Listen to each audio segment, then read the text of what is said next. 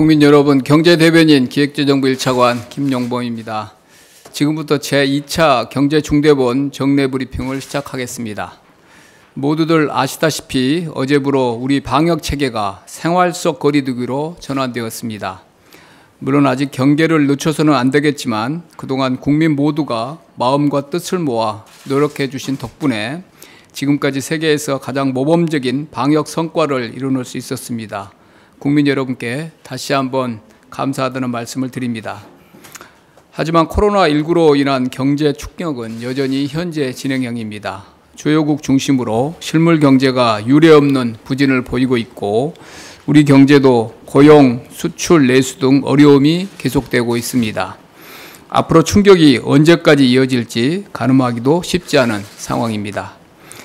이처럼 우리를 둘러싼 대내외 여건이 녹록지 않지만 경제도 방역처럼 전 세계의 모범이 되는 위기 극복 모델을 만들어낼 수 있도록 정책의 가속 페달을 더욱 강하게 밟아 나가겠습니다.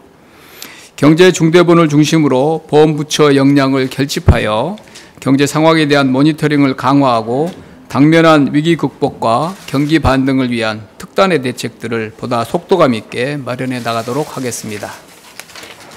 오늘 2차 경제중대본 회의에서는 이러한 방향의 연장선에서 최근 우리 경제 상황과 유가 등 리스크 요인을 짚어보고 코로나19 긴급 고용안정지원금 지원 세부 추진계획, 한국판 뉴딜 추진 방향 2개 안건을 논의하고 확정하였습니다. 오늘 브리핑에서는 먼저 최근 경제 상황과 유가 동향을 설명드리고 이어서 회의 안건의 주요 내용과 논의 결과를 말씀드리도록 하겠습니다. 먼저 글로벌 경제 상황입니다. 지난주 발표된 미국과 유로존의 1, 4분기 GDP는 중국에 이어 큰 폭의 마이너스 성장을 기록하였습니다.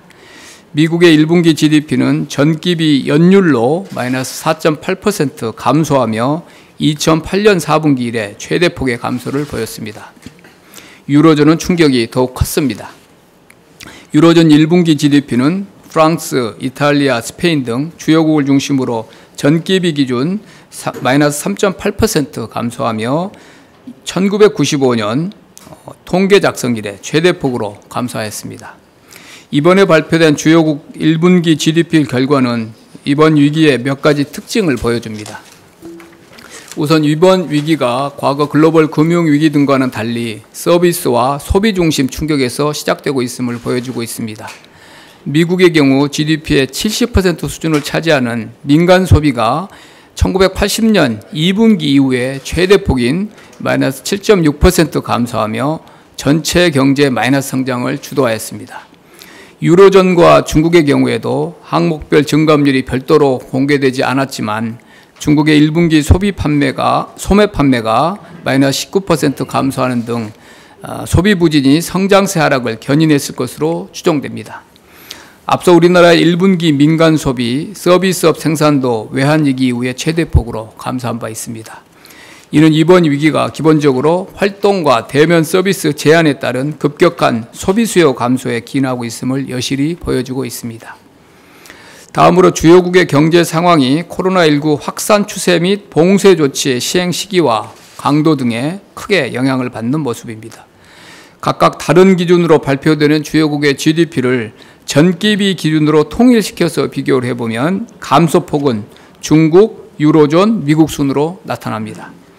코로나19가 가장 먼저 확산되어 2월부터 선제적으로 봉쇄 조치에 들어갔던 중국 성장률 하락폭이 상대적으로 크게 나타났으며 미국과 유럽의 경우에도 코로나19 확산 시기가 다소 빨랐던 유럽의 GDP 하락폭이 미국에 비해서 더 큰 것을 확인할 수 있습니다. 이러한 측면을 감안하면 주요국의 2분기 성장세는 1분기와 달라질 가능성이 높습니다. 코로나19 확산세가 3월 중순 이후에 본격화된 미국과 유럽의 경우 2분기 성장률 하락폭이 더욱 확대될 것으로 예상되는 반면 1분기 중에 봉쇄 조치 등이 사실상 마무리된 중국 경제는 2분기부터 본격적인 반등을 보일 가능성이 높습니다. 지난주에 발표된 중국의 4월 PMI 지수에서도 2분기 실물지표 회복 가능성을 확인한 바 있습니다. 특히 중국의 경우 5월 21일에서 22일 개최가 확정된 양회에서 추가적인 대규모 경기 부양책 등이 발표될 경우에 2분기 중에 경기 회복세가 본격화될 것으로 예상됩니다. 다음으로 국내 경제 상황입니다. 먼저 4월 수출은 마이너스 24.3% 감소하며 금융위기 이후에 최대폭으로 감소하였습니다. 이는 유가 하락과 함께 미국, 유럽 등 주요국 봉쇄 조치에 따른 생산 차질, 수요 위축 영향이 복합작용하여 나타난 결과로서 향후 수출도 주요국 코로나 확산 추이 및 경제활동 재개 등의 영향을 받으며 높은 불확실성이 지속될 것으로 예상됩니다. 한편 1분기 충격이 컸던 내수는 속보지표 관찰 결과 도로, 철도 등 이동지표, 음식, 숙박 등 서비스업 관련 지표 감소세가 4월 들어 점차 완화되고 있는 상황입니다. 이번에 방역체계가 생활 속 거리두기로 전환된 만큼 향후 내수 속보지표 추이를 관심을 가지고 지켜볼 계획입니다. 4월 소비자 물가는 전년 동기 대비 0.1% 상승하며 그간의 상승세가 둔화되었습니다. 유가 하락, 무상교육 시행 등 효과가 크게 작용한 결과로서 일각에서 제기되는 디플레이션 가능성은 제한적인 것으로 판단됩니다. 다만 글로벌 수요 위축, 유가 하락 등 물가 여건의 불확실성이 지속되고 있는 만큼 앞으로 관련 동향에 대한 모니터링을 더욱 강화해 나갈 계획입니다. 이어서 최근 유가 동향 및 경제 영향에 대해서 설명드리겠습니다. 최근 국제 유가는 코로나19의 확산, 오페크 플러스 감산 합의 실망감, 저장 공간 부족 우려 등으로 급락세를 시현한 이후에 가격 변동폭이 커지는 불안정세가 지속되고 있습니다. 특히 지난달에는 이론상으로만 가능하다고 여겨졌던 마이너스 가격으로 WTI가 거래되는 상황도 발생하였습니다. 저유가는 원유 수입에 전적으로 의존하는 우리 경제에는 분명 반가운 소식입니다. 유가 하락이 전반적인 물가 수준을 낮추고 가계의 실질 구매력을 증가시키며 기업의 비용 부담을 줄여 소비 투자 여력을 확대시키기 때문입니다. 다만 이번 유가 하락은 과거와는 달리 긍정적 영향이 제한적일 수 있습니다.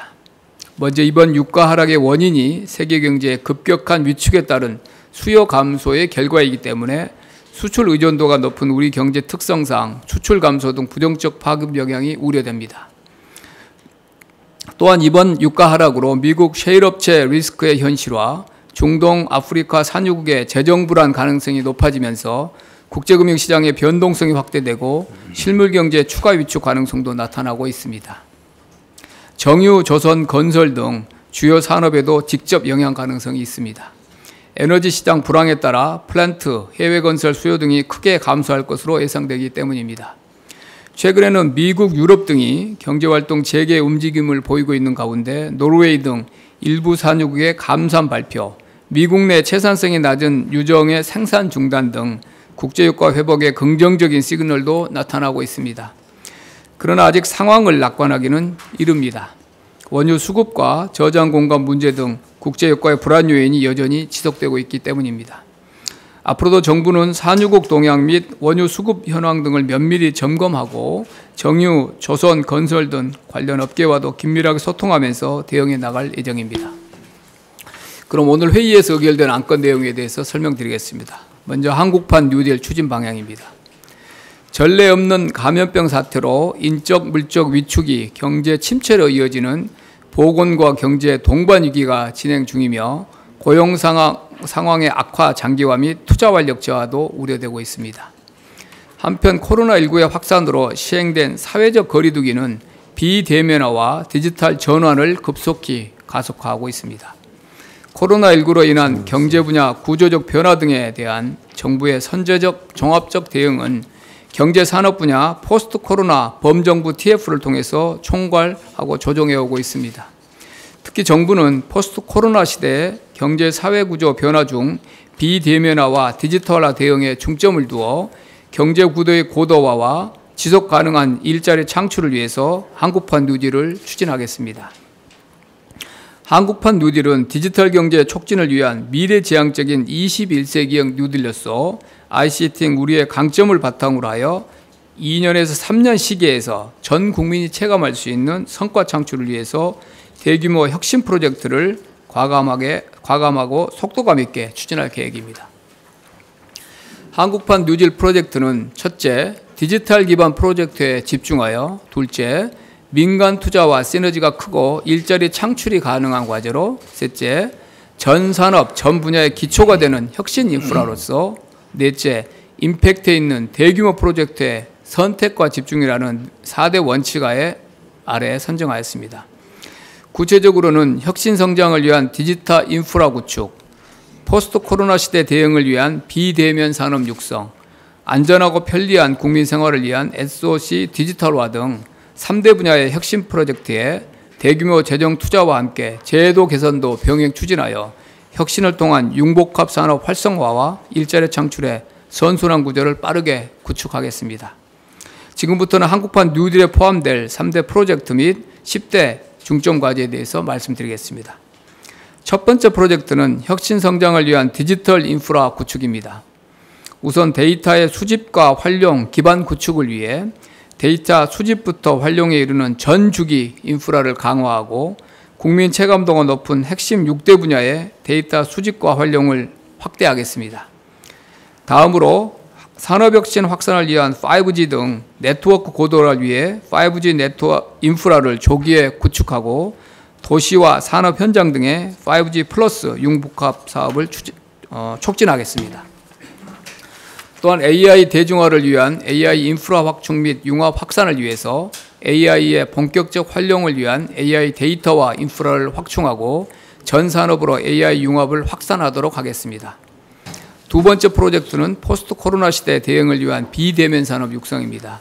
이를 위해 교육 등 비대면 서비스 확산 기반을 조성하고 비대면 서비스 활용 촉진을 위해 클라우드 및 사이버 안전망을 강화하도록 하겠습니다.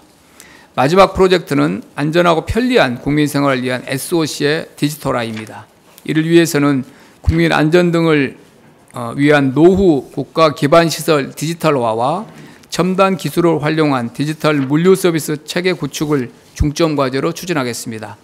이상 설명드린 한국판 뉴딜에 포함될 구체적 사업들은 2월 중에 한국판 뉴딜 추진 방안에서 확정해서 발표할 계획입니다.